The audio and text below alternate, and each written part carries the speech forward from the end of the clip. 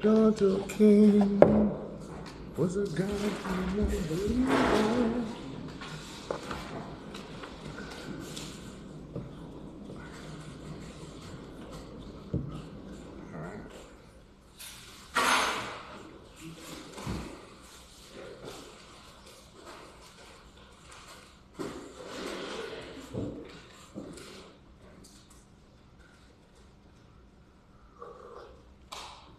All right, we ready to rock and roll? Oh yeah. Oh, okay, cool. I'm just waiting for you, Joe. You know, you're the cap.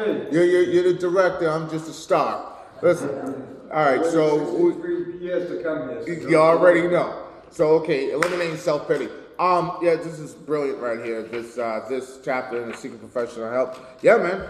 And in the first sentence, you know what I mean? This emotion is so ugly that no one in his right, in his or her right mind wants to admit feeling it. I didn't want to admit feeling it. You know, self-pity, pointing fingers at everyone, you know, wanting people just to feel sorry for me and me just feeling sorry for myself, you know, the self-loathing. And that was blatantly obvious by my attitude, by the way I was interacting with other people. I was really going through a phase of self-hatred, self-pity, and self-loathing. And eliminating that, well, everything's a process by elimination. You know, I just didn't just eliminate self-pity. I had to work on, eliminating self-pity. And seeking professional help was the greatest thing I've ever done too. You know, sitting down with a therapist, with a psychiatrist, but specifically a therapist. Oh my God, that just worked wonders for me. And I was anti-therapy. I was anti all of that shit. I was just like, man, only pussies go to therapy. But no, when I finally went to therapy, it took like, a couple of sessions, and I was just all in, you know. That's what it is with like alcoholics. We go through those phases of, we're extremely happy, right? Celebratory and everything, and then we're not so happy, and life sucks, and we get to that point where we're just just wallowing in self-pity and self-anguish and self-loathing. Yeah, so that was kind of ironic too, because I was just talking about self-pity the other day with my buddy, and here we are right here, 22, eliminating self-pity. So, so basically that's just what it is. It's just like, well, once you just don't it's hard to tell people you just get over it. No, you don't just get over it, but you work towards it, just like anything else. And that's pretty much it. And in regards to seeking for professional help, that's all on you. Like I said, when it comes down to this recovery thing, it's an individual sport with a team concept. So if you feel like you don't need to seek professional help, who am I to tell you, because I know I'm not a professional. I can't sit there and say that, you could, no, man, that's all on you. I know I did, and it worked wonders for me, so that's pretty much it from that point of view. So if anybody want to talk about what we've read, obviously, or anything else, is just feel free. The meeting's open. So, all right, back to you guys. Ken alcohol? Oh, Ken.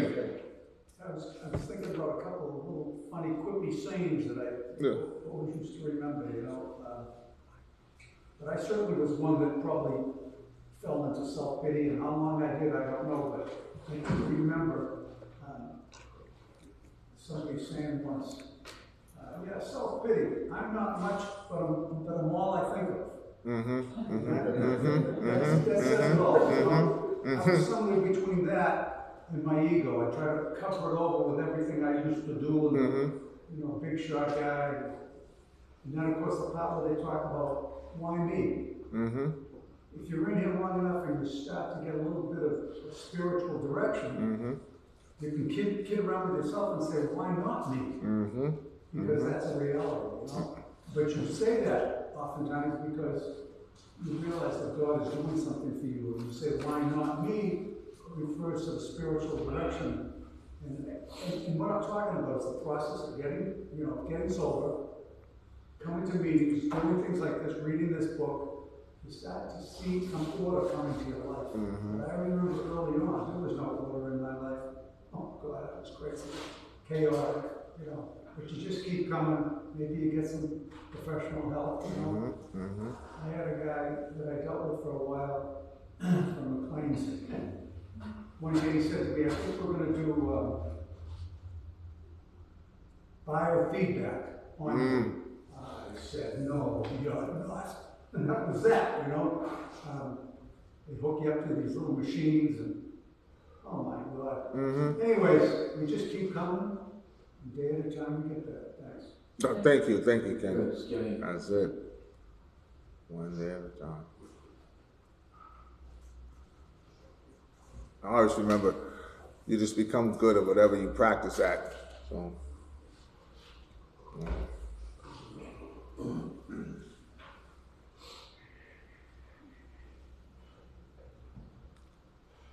All right, let's go.